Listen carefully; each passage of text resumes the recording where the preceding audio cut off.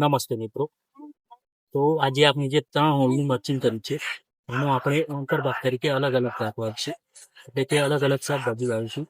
તો એકમાં જે આપણે કોબી ફુલાવર ને ગલગોટા વાવીશું, ત્યારે બીજામાં કોળી અને મરચો, એ રીતે અલગ અલગ વાવેતર કરીશું.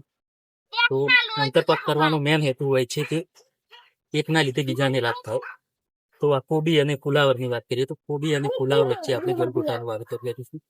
તો જે ગલગોટો હોય છે એના હિસાબે જે અંદર નેમેટોડ રોગ આવે છે તે તેને નાશ કરે છે, અને આપણે જે શાકભાજીનો છોડ છે એ સુરક્ષિત રહે છે.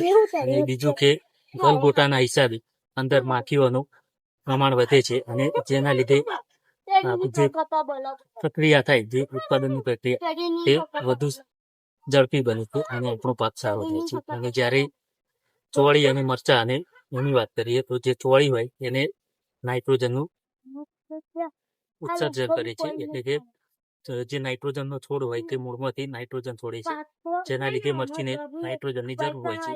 તો જે ચોળી છોડે નાઇટ્રોજન છોડે છે તે મરચું એની જરૂર હોય છે, તો એના લીધે મરચાનો સારો એવો વિકાસ થાય છે.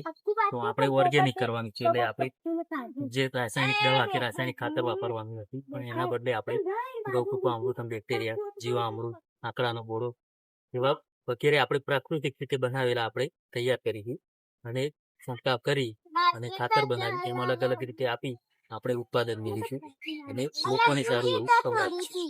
નમસ્તે.